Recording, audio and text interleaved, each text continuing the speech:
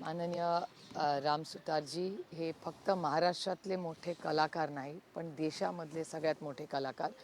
आज त्यांना आपण गमावलंय. मी त्यांना श्रद्धांजली अर्पण करते. आणि एक महाराष्ट्रातला सुपुत्र दिल्लीमध्ये येऊन त्यांनी खूप मोठं काम हे उभं केलं. आत्ताच त्यांना नुकतंच महाराष्ट्र भूषण ही त्यांचा सन्मान करण्यात आला.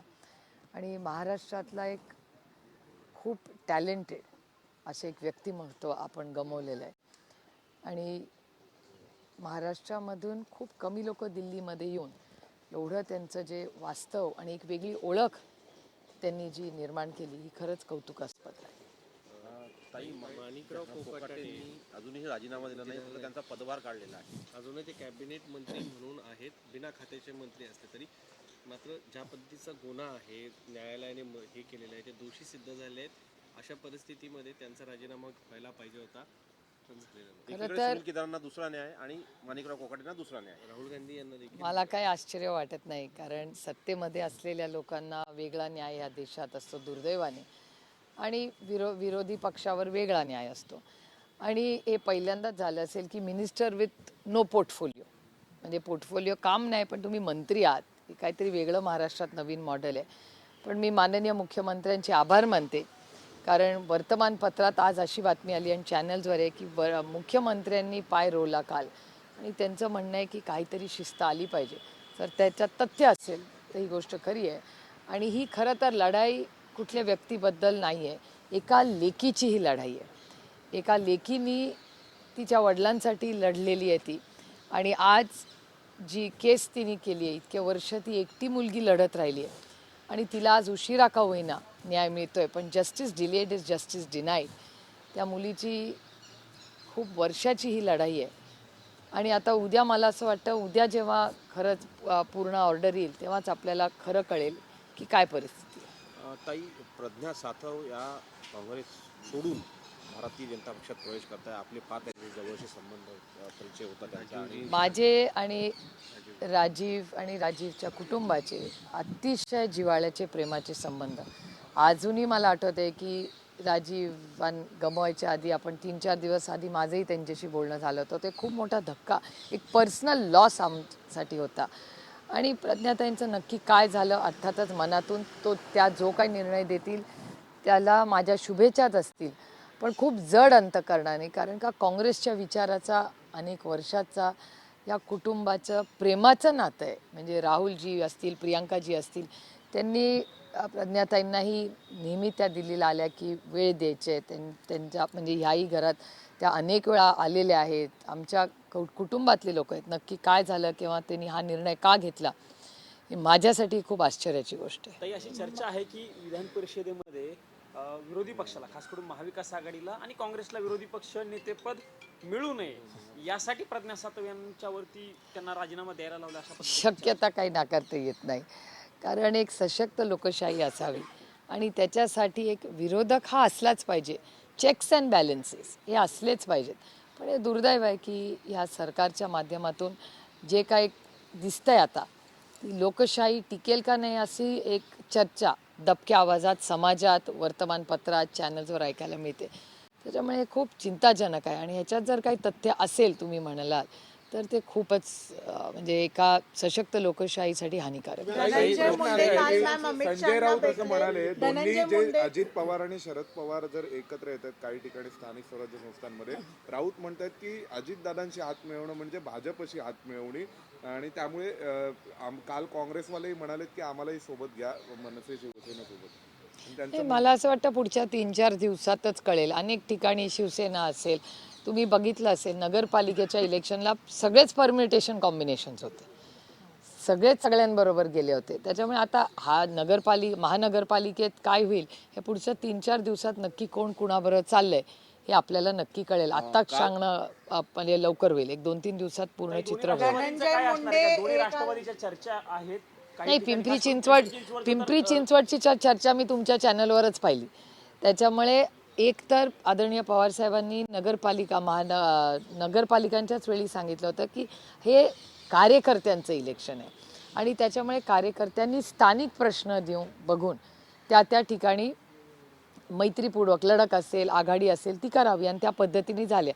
अनेक ठिकाणी दोन्ही शिवसेनाही एकत्र आल्यात, आपण महाराष्ट्रात सगळ्यांनी पाहिलेले आहे, तुम्हीही ती स्टोरी कव्हर केलेली आहे. त्यामुळे अनेक तशा गोष्टी झालेल्या आहेत. आता पुढच्या 1-2-3 दिवसात पूर्ण चित्र स्पष्ट होईल. नाना काटेंना तुम्ही फोन केला होता अशी चर्चा त्यांनी स्पष्ट केलं होतं की एकत्र येण्याबाबत ताईंनी मला फोन केला. नाना काटेंचा मुलीचं लग्न होतं, त्यांनी ते आमंत्रण द्यायलाही आले होते.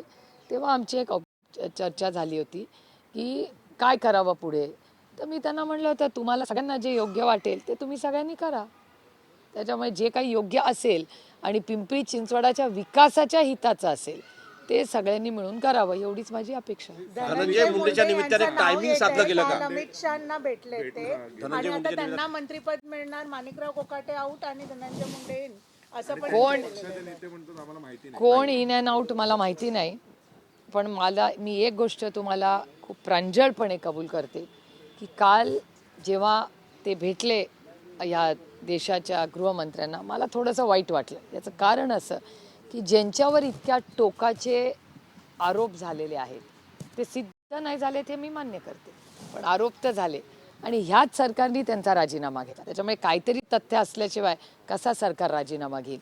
आणि काल संतोष भाऊंनाचाही मला मेसेज आला, मीही त्यांना फोन केला. संतोष भाऊ कालच संतोष भाऊंचं सगळी फॅमिली ही अस्वस्थ होती. काल मी देशमुख कुटुंबांशीही बोलले, मी मुंडे कुटुंबांशीही बोलले आणि मला असं वाटलं की 1 वर्ष झालं आणि तुम्हाला आठवत असेल की अजितदादा पवार जेव्हा बीडला गेले होते 1 वर्ष झालं संतोष भाऊंना गेल्यानंतर, तेव्हा त्यांची लेक काय म्हणली होती की दादा 1 वर्ष झालं माझ्या वडिलांना जाऊन अजूनही आम्हाला न्याय मिळाला नाही.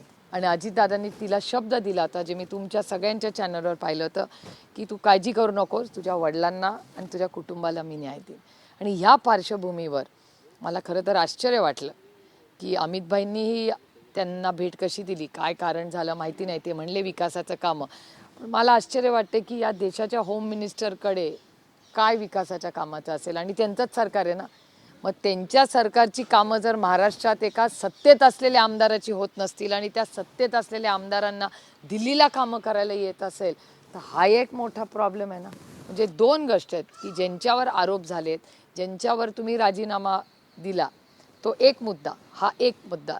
त्याच्यामुळे मला दुःख वाटलं. आता शेवटी एक लोकशाही आहे, प्रत्येकाला कोणालाही भेटायचा आहे त्यांचा अधिकार आहे, पण ज्याच्यावर आरोप झालेले आहेत, संतोष भाऊची हत्याच्या मागच्या षडयंत्रात ज्यांचा राजीनामा तुमच्याच सरकारने गेला अशा व्यक्तीला भेटणं हे किती योग्य अयोग्य आहे. आणि हे मी राजकीय म्हणत नाही, हे मन आहे, या मनातल्या गोष्टी आहेत. मी दुखावले गेले, मला वाईट वाटलं की अरे असं कसं झालं. ज्या अमित भाईंकडे आम्ही अधिकाराने न्याय मागायला गेलो संतोष देशमुखांसाठी, त्याच अमित भाईंनी आज जी वेळ धनंजय मुंडेंना दिली ती का दिली असावी असं मनात खूप अस्वस्थ आणि दुःख आहे. हा एक भाग झाला. आणि दुसरा भाग, धनंजय मुंडे असं म्हणाले की मी कामासाठी त्यांना भेटलो.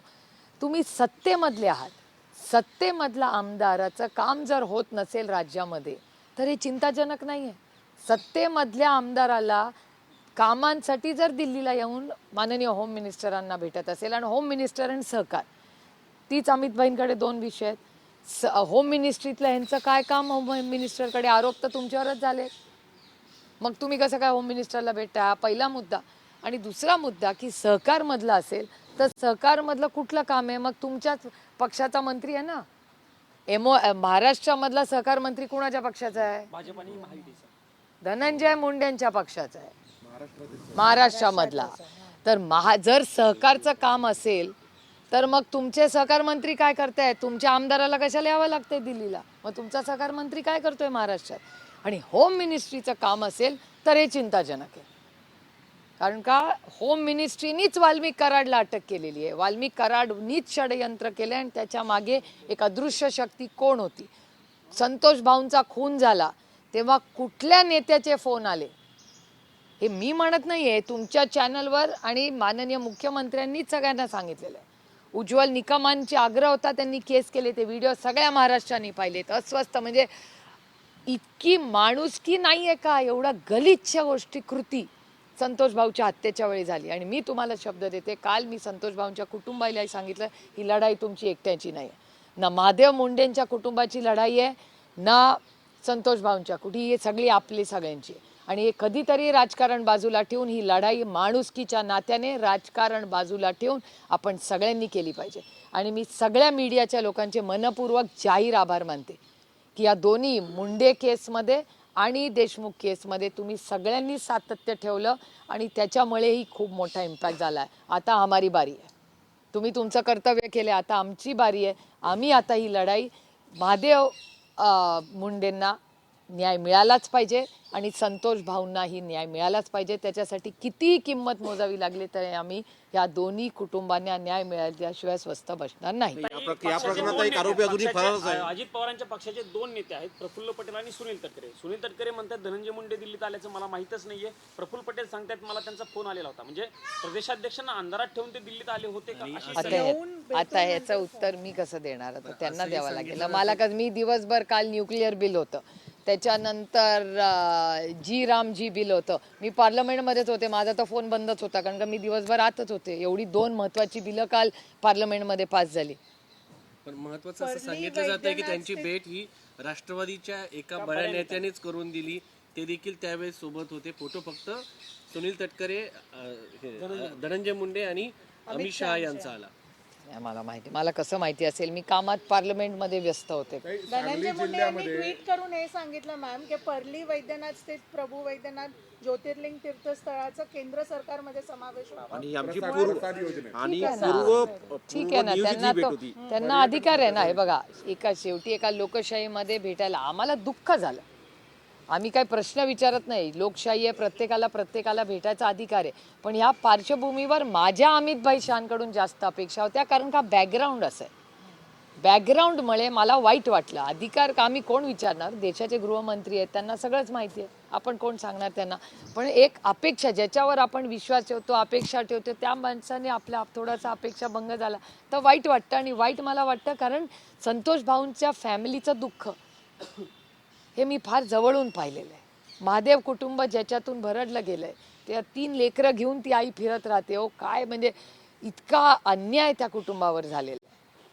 त्याच्यामुळे दुःख म्हणून मन ताई या निमित्ताने जर बघितलं आपण तर मुंडे ह्या संशयित आरोपी आहे, त्यांच्या संदर्भात खूप चर्चा आहे. आणि ते लोकशाहीच्या मंदिरामध्ये केंद्रीय गृहमंत्र्यांची भेट घेतात. म्हणूनच अस्वस्थ आणि दुःख वाटलं ना आम्हाला. कारण का म्हणून ह्याचंच वाईट वाटतं कारण का त्याच मंदिरामध्ये त्याच अमित भाईंनी मला न्याय दिलेला आहे जेव्हा मी मागितला तेव्हा. आणि मी जरी विरोधात असले तरी ह्या विषयामध्ये मी कधी राजकारण आणलं नाही आणि आणणारही नाही.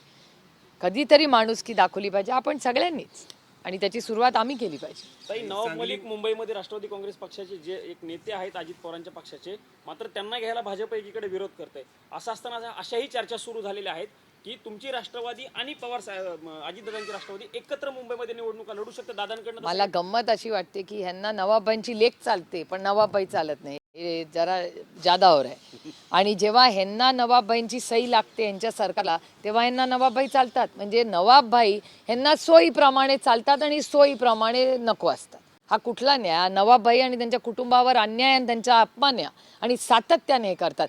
मी जेव्हा नवाबाई भले मग ते जेलमध्ये असतील, कोर्टात असतील, कुठे असतील, मी नेहमी त्यांच्यावर बरोबर त्यांच्या फॅमिलीवर कायम उभी राहीन. आणि मी गेलेली आहे कारण का मला विश्वास आहे नवाबभाईंवर. पण भारतीय जनता पक्ष हे खूप दुर्दैवी आहे की सोयीप्रमाणे त्यांना नवाबभाई चालतात आणि सोयीप्रमाणे चालत नाही. हे कसं सांगा मला? ही फसवणूक नाही सर्वसामान्य माणसाची. तुम्ही एकत्र मुंबईमध्ये आला प्रस्ताव तर चर्चा होऊ शकते तशी? नाही, आम्ही हे बघा, एका लोकशाहीमध्ये आम्ही सगळ्यांशी चर्चा करायला तयार आहेत. आम्ही आधीच्या इलेक्शनमध्ये सगळ्यांची चर्चा केली तर त्याच्यात काय न चर्चा करण्यासारखं काय? आत्ता पण संसदेत चर्चा चालू आहे ना. एका सशक्त लोकशाहीमध्ये चर्चाही झालीच पाहिजे. पण आताही काय प्रस्ताव येतील काय नाही हे पुढच्या 3-4 दिवसात नक्की कळेल. जिल्ह्यामध्ये एका अल्पवयीन मुलीवर बलात्काराची घटना घडली आहे. ईश्वरपूरमधली अटक झाली आहे 2 आरोपींना. आणि छत्रपती संभाजीनगरमध्ये पण ओरगावच्या माजी सरपंचांचा टोळीकडून निर्घुण खून झालाय. नाही, ह्या गोष्टी सातत्याने महिलांवर होणारे अत्याचार हे महाराष्ट्रात वाढलेत का? तर वाढलेत. हा माझा डेटा नाही आहे, भारत सरकार आणि केंद्र सरकारचा डेटा आहे. आणि दोन्हीकडे त्यांचाच विचाराचं सरकार आहे. त्यामुळे महिलांवरचे होणारे अत्याचार, अन्याय, हुंडाबळी हे सगळं वाढलंच आहे ना. तुमच्या चॅनल आणि वर्तमानपत्रात रोज बातम्या असतात. त्यामुळे ह्याच्यासाठी एक सामाजिक परिवर्तन करण्यासाठी ताकदीने पोलीस यंत्रणा होम डिपार्टमेंटनी काहीतरी सामाजिक कार्यक्रम घेतले पाहिजेत हे मी वारंवार बोललेले आहे. नाशिकमध्ये मॅम मनसेसह काँग्रेसने होकार दिला आहे, ते मात्र मुंबईत दिसत नाहीये. पण जर असं असलं आणि मनसे हे असेल तर आपली काय भूमिका असेल? नाही, आम्ही त्याचं स्वागतच करू ना. जर सगळे ताकदीने चांगल्या कामासाठी एकत्र येणार असतील, काँग्रेस, मनसे, शिवसेना, आम्ही सगळे, तर आनंदच आहे त्याचं. मी मनापासून स्वागतच पण केलं. काँग्रेसचा डामाडोल दिसत नाही का, कुठे हो कुठे आता ते काँग्रेसच्या लिडरशिपला तुम्हाला विचारायला लागेल, कारण का मला साधारण जे माहिती आहे, म्हणजे मी तुमच्याच चॅनलवर ऐकलं, माझी पुणे आणि पिंपरी चिंचवडसाठी सविस्तर चर्चा काँग्रेसशी झालेली आहे. रोजच होते, काहीतरी फोन वगैरे चालूच असतात.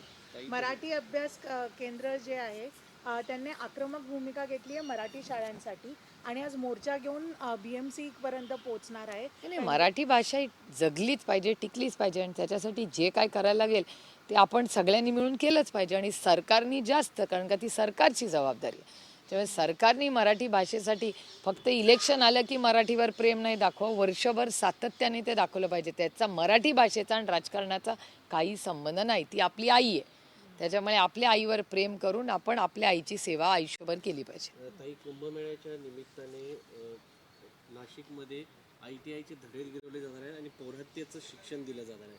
जग एकीकडे AIचं शिक्षण घेत आहे, लोकांना वैज्ञानिक दृष्टिकोनाकडे जाण्याचं शिक्षण दिलं आहे, मात्र त्या ठिकाणी पौर्हत्य कमी पडू नये म्हणून आता ITIचा कोर्स काढण्यात आल्याचं समजतं. नक्की काय चाललंय माहिती नाही. पहिली तर नाशिकची झाडं वाचवा, तेच एक सगळ्यात महत्त्वाचं आहे. त्याच्यामुळे हे नक्की काय नाशिकमध्ये चाललं आहे आणि ती झाडं वाचवण्यासाठी जे काय सगळे नाशिकराज प्रयत्न करतायत ही कौतुकाची गोष्ट आहे.